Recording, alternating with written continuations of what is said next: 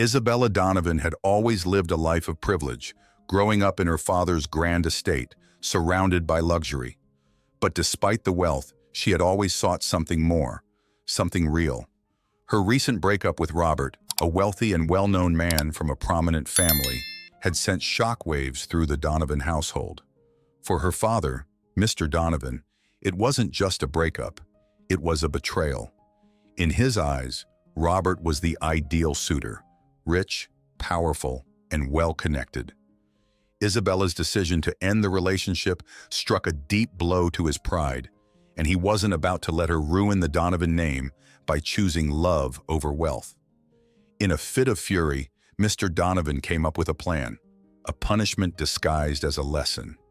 If Isabella wanted to live without money, then he would grant her wish. His decision was as swift as it was cold. She would marry Marco, their family gardener. Marco was a man of humble means, someone who had worked on their estate for years, always in the background, tending to the garden with quiet dignity. To Mr. Donovan, this would be the ultimate blow, a way to teach Isabella that status and wealth mattered above all else. When Isabella heard her father's plan, she was speechless. Her world crumbled around her. Marrying the gardener? It felt like a nightmare, a punishment for following her heart. She had always been close to her father, but this was a betrayal she couldn't have predicted. The idea of marrying a man she barely knew, someone from a completely different world, left her feeling trapped.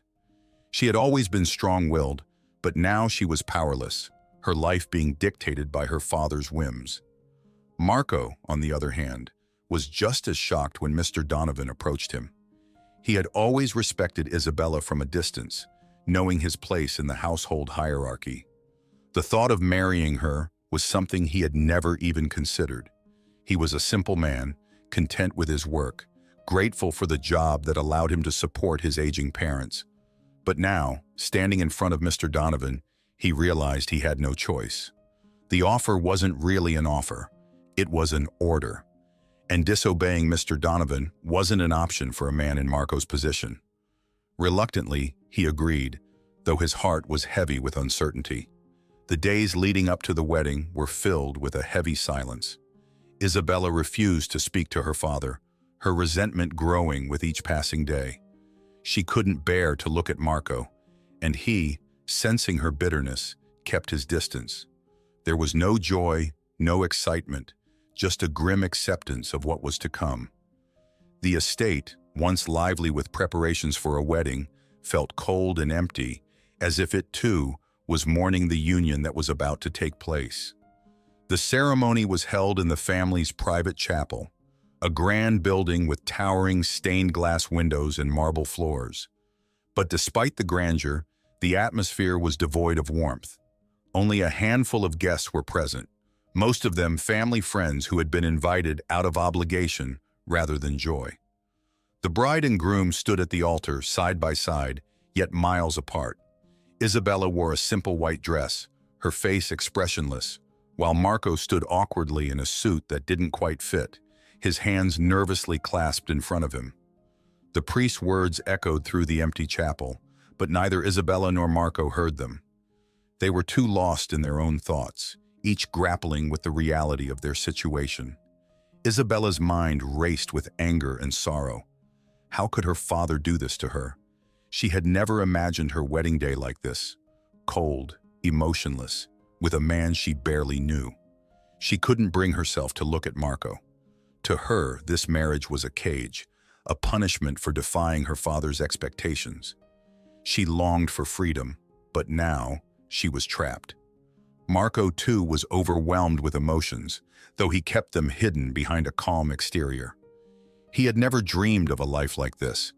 Married to the daughter of one of the wealthiest men in the country, he felt out of place, like an imposter in his own life. He didn't love Isabella, but he respected her. Yet that respect only deepened the distance between them. He knew this marriage wasn't built on love, but on duty, and that knowledge weighed heavily on him. When the ceremony ended and the priest declared them husband and wife, there was no applause, no cheers, just a somber silence. Isabella and Marco exchanged rings, their fingers barely brushing as they slipped the bands onto each other's hands. It was over as quickly as it had begun. The two of them walked down the aisle, side by side, yet feeling like strangers. As they exited the chapel, Isabella caught a glimpse of her father standing in the corner, watching with cold satisfaction. Her heart ached with betrayal, but she refused to let him see her pain. She would endure this, if only to prove to him that she was stronger than he believed. But deep inside, she wasn't sure how long she could keep up the facade. The newlyweds moved into a small cottage on the edge of the estate, far from the main house. It was simple and modest, a stark contrast to the opulence of Isabella's childhood home. The atmosphere between them was tense and awkward. They hardly spoke, each retreating into their own space. Isabella spent most of her time in her room, staring out the window, lost in thought. Marco, as always, threw himself into his work, tending to the garden with quiet diligence. Days turned into weeks, and the silence between them grew heavier. They were husband and wife, yet they lived separate lives, united only by the ring on their fingers and the contract they had signed. There was no love, no connection, just two people forced into a situation they hadn't chosen. Both Isabella and Marco felt like prisoners, trapped in a marriage that neither of them wanted. Yet, beneath the surface, something began to shift. Marco's quiet acts of kindness, fixing things around the cottage, bringing her fresh flowers from the garden, didn't go unnoticed. And Isabella, though still bitter, couldn't help but feel a flicker of gratitude. But these were only small gestures, and the wall between them remained tall and unyielding. The marriage was far from a fairy tale, and neither knew if it would ever become something more. But in the quiet moments, when the world around them was still, there was a sense that perhaps, just perhaps, things might change. Neither Isabella nor Marco knew what the future held, but they both understood one thing. They were in this together, whether they liked it or not. And somehow, that realization made the silence between them just a little less suffocating. The days following their wedding passed in a haze of silence and solitude. The modest cottage at the edge of the estate, where Isabella and Marco now lived as husband and wife, seemed to hold its breath, waiting for something to change. But nothing did. The marriage, born out of bitterness and resentment, felt like a cage for both of them. The air between them was thick with tension, and every interaction, though few, was brief and cold. Isabella, once the vibrant daughter of a powerful millionaire, now spent most of her time alone in her room. The cottage, though far from the opulence of the Donovan mansion, was charming in its simplicity, but to her, it was just another reminder of her father's cruelty. The walls felt like they were closing in on her, suffocating her as she stared out the window at the expansive estate that used to be her playground. Now she was trapped on its fringes, banished from the life she once knew. Her days were empty, a far cry from the lively, glamorous life she had grown accustomed to. Before, her world had been filled with parties, social engagements, and the attention of suitors. Now, all that remained was silence. The only sounds in the house came from the creaking of the floorboards, the occasional gust of wind outside, and Marco's quiet movements as he worked around the house and in the garden. But Isabella barely noticed him. Marco, too, felt the weight of the situation pressing down on him. He had never asked for this life, never dreamed of being in this position. His simple life as a gardener had been enough for him, a life of hard work and peace, with the satisfaction of seeing the fruits of his labor bloom in the gardens he tended. But now, he found himself bound to a woman who resented him, locked in a marriage that neither of them had wanted. Despite the awkwardness, Marco did what he knew best. He worked. He rose early each morning, just as he had always done, and spent his days tending to the gardens of the Donovan estate. It was his sanctuary, the one place where he felt in control, where his hands could shape something beautiful out of the earth. His calloused fingers worked the soil, planting new flowers and pruning the old. The garden flourished under his care, a vibrant contrast to the cold, lifeless atmosphere of the cottage. Inside the house, he kept to himself. Though they shared the same space, he and Isabella might as well have been living in different worlds. She stayed in her room, and he respected her privacy, never intruding. He cooked simple meals, leaving them on the kitchen table for her to find when she chose to emerge. He quietly repaired things around the house, the squeaky door, the leaky faucet, without saying a word. It was his way of contributing, of trying to make the best out of a situation that neither of them could escape. But Isabella barely acknowledged his efforts. She was too consumed by her own bitterness. Every time she thought of her father, anger surged through her veins. How could he do this to her? Marry her off to the gardener as if she were nothing more than a pawn in his game. She had once been the jewel of high society, admired and envied by many. Now she was stuck in a loveless marriage with a man she barely knew, cut off from the world she once ruled. Her thoughts often wandered back to Robert, the ex-boyfriend who had seemed perfect on the surface. Tall, handsome, wealthy. He had been everything her father wanted for her. But beneath the polished exterior, Robert had been cold, calculating, and self-centered. She had ended the relationship because she couldn't see a future with him. But now, as she sat in her room, she couldn't help but wonder if she had made a mistake. Would her life have been easier if she had just stayed with him, endured the loveless marriage her father had expected? Anything, she thought, might have been better than this. Marco, on the other hand, wrestled with his own insecurities. He had always known his place in the world, a simple gardener, content with his work and his quiet life. But now, as Isabella's husband, he felt the weight of expectations he didn't know how to meet. He knew she resented him, though he had done nothing wrong. He had never wanted this marriage any more than she had. Yet here they were, two strangers bound by a piece of paper, living under the same roof but worlds apart. The silence between them was deafening. Days turned into weeks, and they spoke only when necessary. Brief, clipped exchanges that left both of them feeling colder than before. They avoided each other at every turn, like two ships passing in the night. Marco would rise early and leave for the gardens before Isabella even woke up. And when he returned in the evening, she was already locked away in her room, the door closed tight against him. Yet despite the tension, Marco couldn't help but notice small details about Isabella as the days passed. She was beautiful, of course, with her elegant features and refined grace. But it was more than that. He saw the sadness in her eyes, the way she seemed lost in her own world of pain. He knew she was hurting, though he didn't know how to reach her. So he didn't try.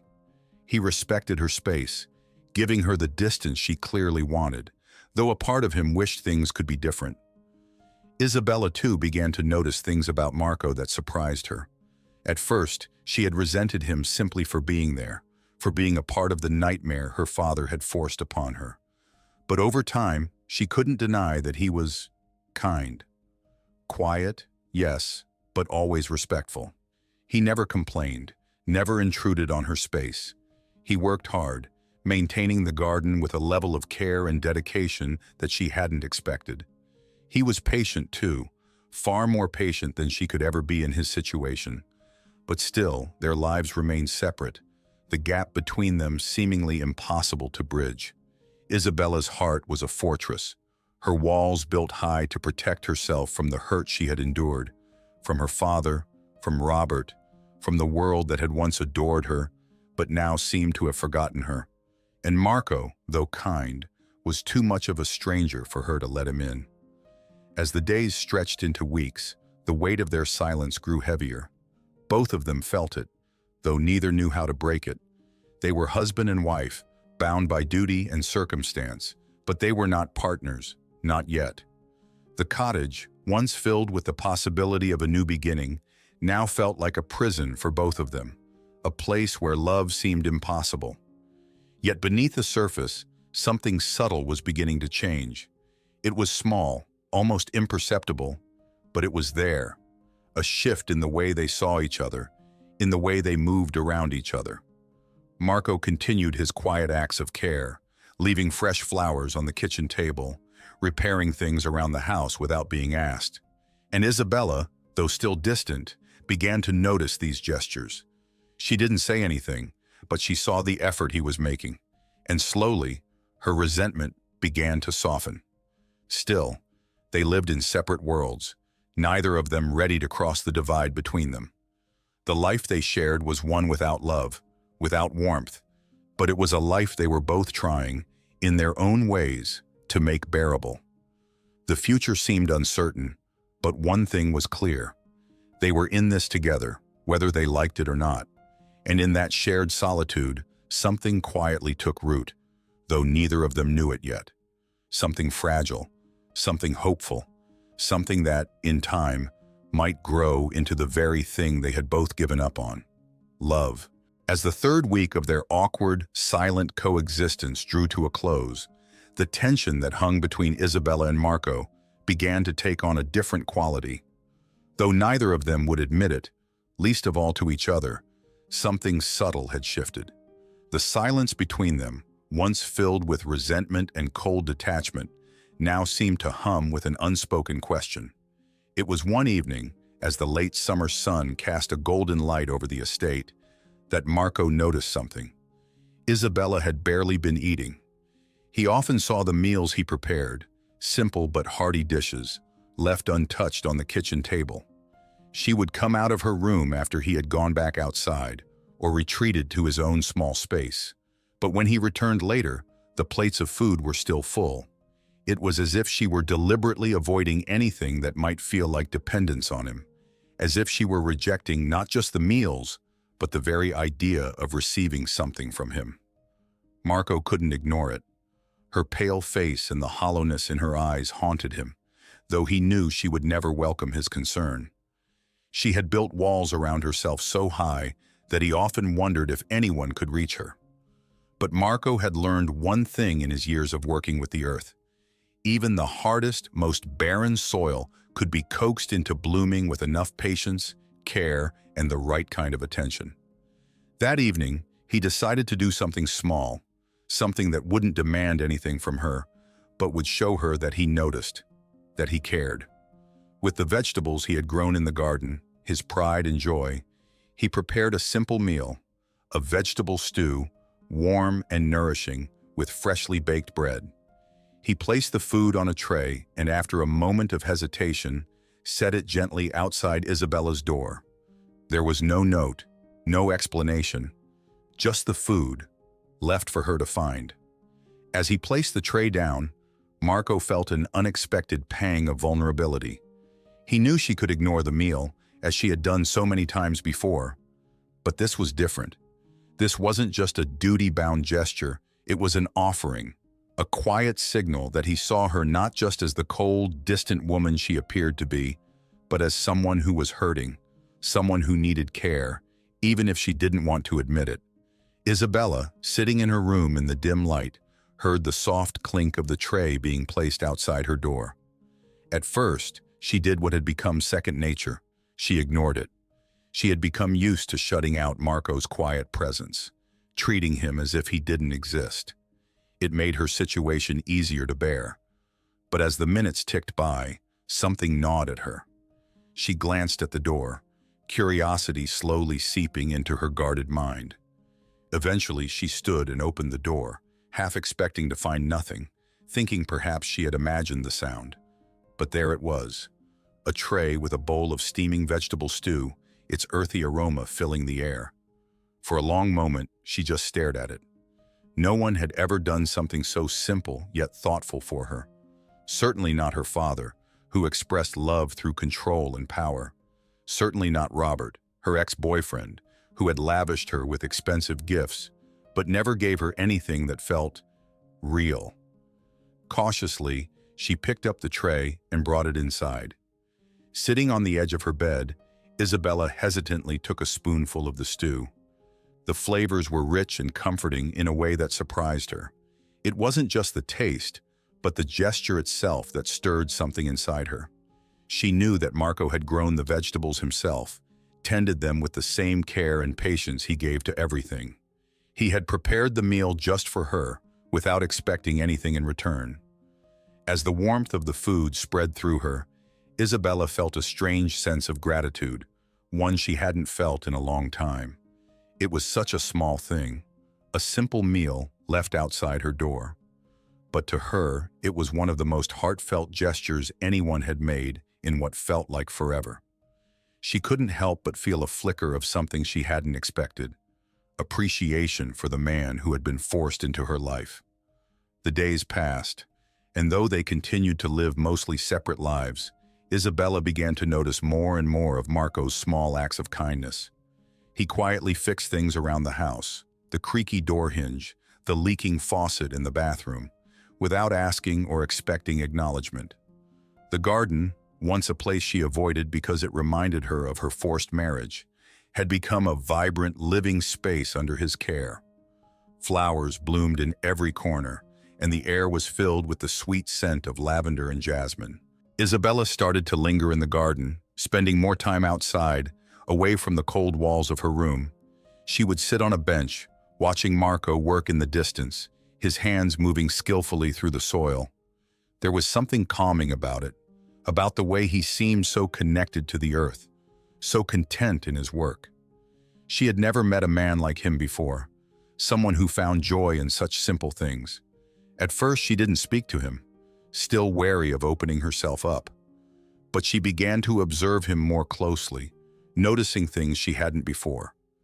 The way he moved with quiet confidence, the care he took with everything he did, the way his eyes softened when he looked at the plants he had nurtured from seedlings to full bloom. He was nothing like the men her father had pushed into her life.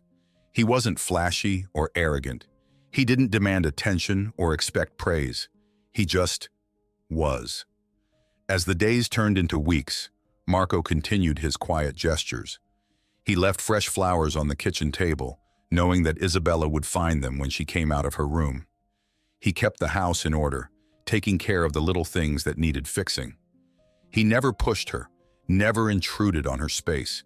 He simply existed in the background, offering care in the only way he knew how. And slowly, without either of them realizing it, something began to shift. Isabella, who had once seen Marco as nothing more than a reminder of her father's control over her life, now found herself curious about him. She began to appreciate his presence, even if she didn't fully understand why. She noticed the way he carried himself, the quiet strength he possessed, and it intrigued her.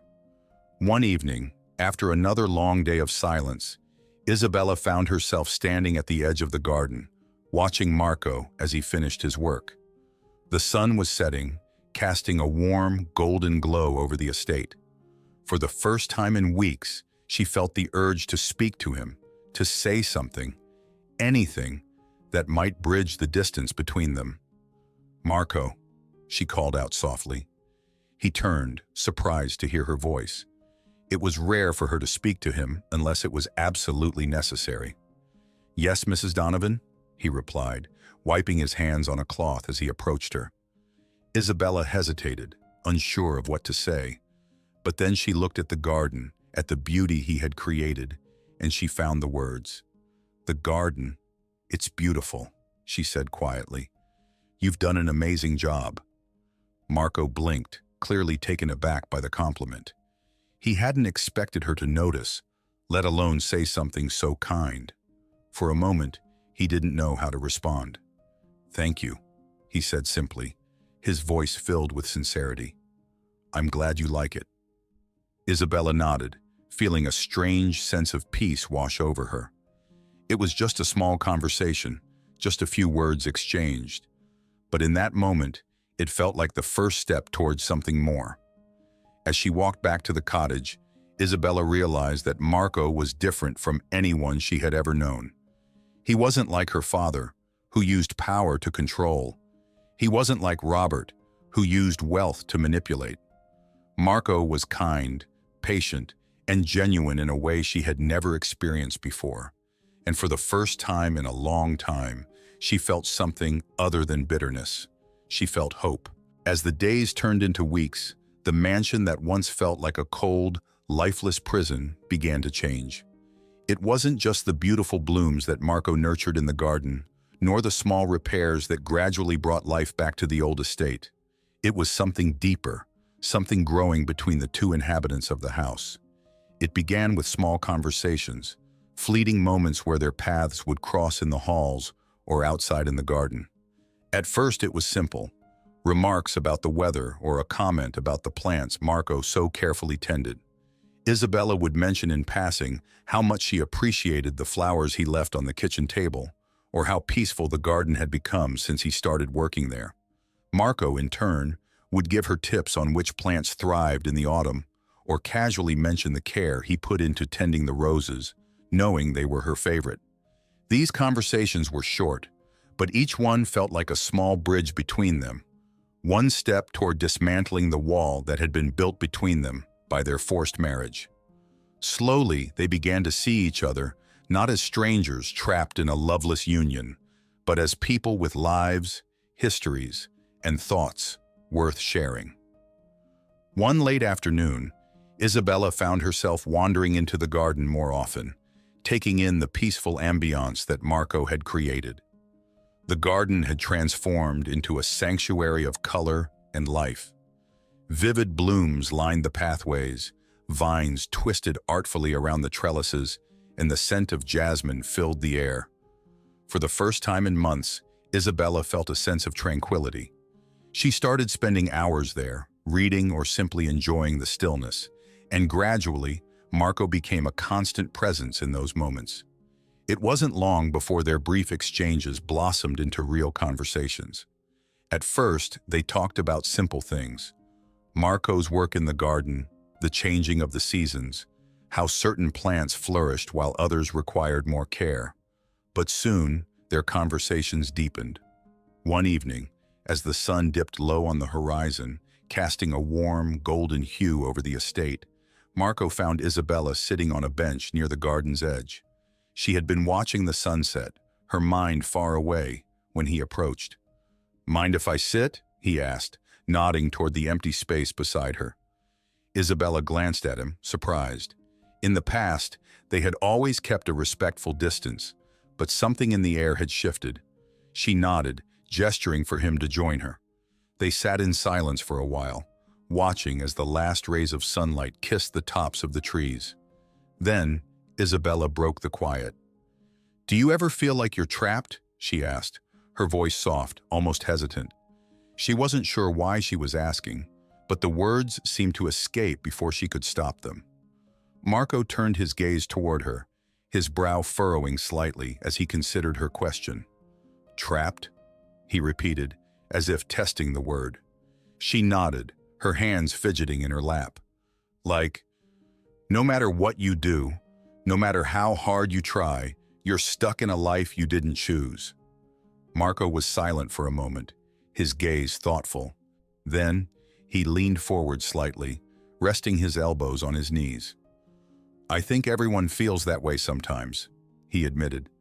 "But I've always believed that life is about what you do with the circumstances you're given. It's not always easy, but there's always a way to make the best of it." Isabella turned to look at him, surprised by the quiet wisdom in his words. She had always thought of Marco as a simple man, someone who accepted his lot in life without question. But there was a depth to him that she hadn't seen before, a resilience that mirrored her own struggles in some ways. "I didn't want this," Isabella confessed, her voice trembling slightly. "This marriage, this life. I feel like my father controls everything, like I'm just a pawn in his game. I was supposed to marry for love, for happiness, but instead, I'm here." Marco didn't respond right away, sensing the pain in her words. He had known from the start that their marriage was nothing more than a transaction for her father, a way to exert control over Isabella's future. He had never imagined that someone like her, a woman born into wealth and privilege, could feel so trapped. But now, sitting beside her, he realized how wrong he had been. "I understand," Marco said finally, his voice low but sincere. "I didn't ask for this either. But I've come to believe that love isn't always something that happens right away. Sometimes it grows slowly, like a plant. You have to care for it, nurture it, and give it time. Maybe we can do that. Isabella looked at him, her eyes searching his face for any sign of insincerity. But all she saw was honesty. For the first time since their marriage, she felt a glimmer of hope. "Do you really believe that?" she asked, her voice barely above a whisper. Marco nodded. "I do. I believe we can build something together, even if it wasn't what we expected." Isabella smiled, a small, hesitant smile, but it was the first real smile she had offered him since the day they were married. It was the beginning of something new, something neither of them had anticipated. As the days passed, Isabella and Marco spent more time together. Their conversations grew deeper, touching on personal stories and hidden fears. Isabella found herself opening up in ways she never had before, sharing her frustrations with her father, her dreams of independence, and the heartache of losing control over her own life. Marco listened, offering quiet support and understanding. In return, he shared his own story, how he had grown up in a modest family, working from a young age to help provide for his parents and siblings. He had never cared much for wealth or status, finding fulfillment in hard work and the simple pleasures of life. It was this grounded approach to life that made Isabella see him in a new light. He wasn't just the gardener forced into marriage with her. He was a man of substance, someone who had lived through struggles of his own and come out stronger. One evening, as they walked through the garden together, Marco stopped beside a patch of wildflowers. He bent down, gently touching the petals of one of the blooms. "These flowers," he said, "they were planted by mistake. I didn't even know they were here until they started to grow. But now, they're one of the most beautiful parts of the garden." Isabella watched him, her heart swelling with emotion she hadn't expected. "You're saying our marriage is like that?" she asked softly. Marco stood, meeting her gaze. "Maybe. Sometimes the best things in life happen when you least expect them." From that moment on, something blossomed between them. It wasn't a sudden, sweeping romance, but a steady, growing connection built on respect, understanding, and shared experiences. They began to laugh together, to share small moments of joy. The mansion, once cold and hollow, now felt warm and alive. The once empty halls echoed with their laughter, and the rooms that had seemed so large and lonely now felt like a home. Isabella no longer spent her days locked in her room. She and Marco worked together in the garden, side by side, finding a quiet harmony in their shared tasks. In those moments, Isabella realized that love wasn't always about grand gestures or passionate declarations. Sometimes love was quiet, steady, and patient. It grew like a plant, slowly but surely, until one day it was strong enough to weather any storm. And for the first time since their marriage, Isabella began to believe that she could truly be happy with Marco in this life they were building together. Time had passed, and the mansion had transformed from a cold, imposing estate into a home filled with warmth, love, and the sound of life. Isabella and Marco's marriage had evolved into a partnership built on mutual respect, trust, and the slow, steady growth of love. But amid the peace that had settled over their home, a shadow loomed. Mr. Donovan, Isabella's father, had been absent for some time, both physically and emotionally. After his stroke, Mr. Donovan had been confined to a wheelchair, his once powerful presence diminished to a frail, distant figure. The stroke had not only taken away his mobility, but had also stripped him of the sense of control he once held over his world. The ruthless businessman, who had dictated every aspect of Isabella's life, was now dependent on others. But in his time of weakness, he had begun to reflect on the choices he had made, particularly the harsh decisions he had imposed on his daughter. It was on a quiet afternoon, the garden in full bloom, when Isabella received a message from one of her father's aides. Mr. Donovan had asked to see her and Marco. The request surprised her. Her father had never once sought out Marco since the day he had forced them into marriage. Nervousness filled her chest as she prepared to visit him. Though they lived under the same roof, Isabella had maintained a cautious distance from her father since the stroke. Their relationship, once dictated by his control, had grown complicated. She had found her independence, her strength, and her love with Marco, and she no longer feared her father's judgment as she once did. Yet something about his request unsettled her. She found Marco in the garden, pruning the roses she had come to adore. "He wants to see us," she said softly, her voice tinged with uncertainty. Marco straightened, wiping his hands on his apron as he studied her expression. "Your father?" Isabella nodded. "I don't know what he wants. He's been so distant lately." Marco placed a reassuring hand on her shoulder. "We'll go together," he said calmly. "Whatever he has to say, we'll face it as a team." With Marco's steady presence by her side, Isabella felt a sense of calm wash over her. Together, they made their way to Mr. Donovan's private wing of the mansion. The halls, once a place of fear and control for Isabella, now felt different. She walked with confidence, not as the obedient daughter who had once feared her father's wrath, but as a woman who had found her own path. They reached the door to Mr. Donovan's study, and Isabella hesitated for a brief moment before knocking. The door creaked open, revealing the room that had once been her father's command center. Now, it was a somber place, dimly lit, with large windows casting long shadows over the walls. Mr. Donovan sat in his wheelchair near the window, staring out at the garden. He looked smaller than Isabella remembered, frail and worn by his illness. His hands trembled slightly as he clasped them together, but his eyes, though tired, still held a glimmer of the sharpness that had once defined him. "Father," Isabella said softly as she and Marco stepped into the room. Mr. Donovan turned his head slowly to face them. His gaze lingered on Marco for a moment, and then shifted to Isabella. For the first time in years, there was no trace of the cold, calculating businessman in his eyes, only a man who had lived long enough to realize his mistakes. "Thank you for coming," he said, his voice raspy and weak. "Please sit." Isabella and Marco took their seats, unsure of what to expect. The tension in the room was palpable, though it was softened by the quiet presence of the garden outside, where the flowers bloomed in full color, a testament to Marco's hard work. For a moment, Mr. Donovan remained silent, his eyes dropping to his lap. When he finally spoke, his voice cracked with the weight of years of unspoken regret. "I've spent my life chasing wealth," he began.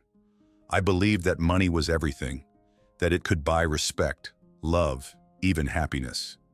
I pushed you, Isabella, to marry for money because I thought it would protect you. I thought it would secure your future." His gaze shifted to Marco. "And when you refused to marry the man I had chosen for you, I forced you into this marriage, thinking it would teach you a lesson. I thought I knew what was best for you, but I was wrong." The admission hung in the air like a weight that had finally been lifted. Isabella's breath caught in her throat, and she glanced at Marco, who remained calm, his hands resting in his lap as he listened. "I see now," Mr. Donovan continued, "that money isn't everything. It doesn't define a person's worth, and it certainly doesn't buy happiness.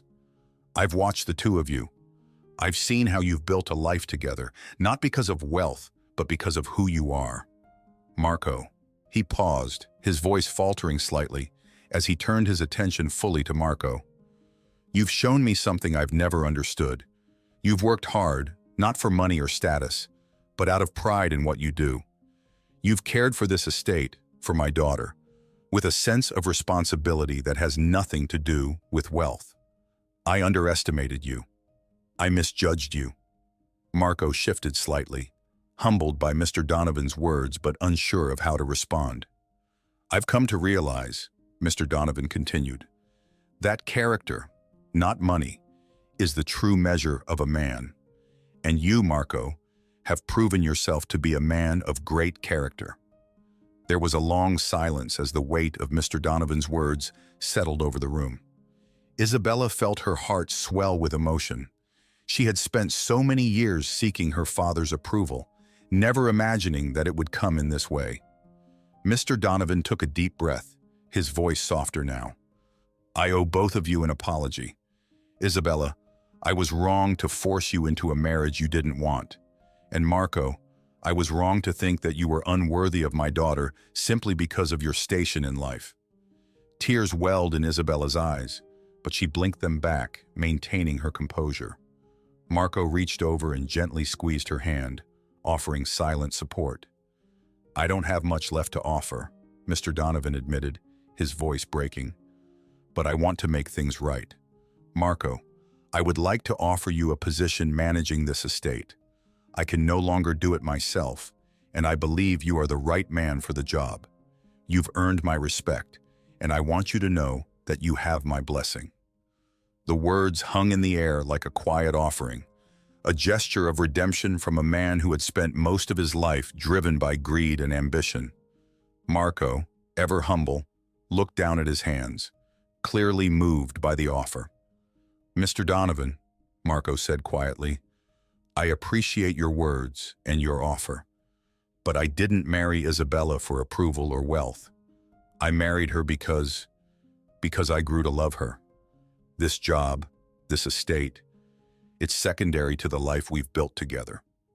Isabella's heart swelled at Marco's words, and she squeezed his hand in return, silently conveying her love and gratitude. Mr. Donovan's eyes softened as he listened, and for the first time, he truly understood. It wasn't about money, status, or power. It was about love, genuine, selfless love that transcended material wealth. I see that now, Mr. Donovan said quietly, and I'm grateful. Grateful that my daughter has found someone who loves her for who she is.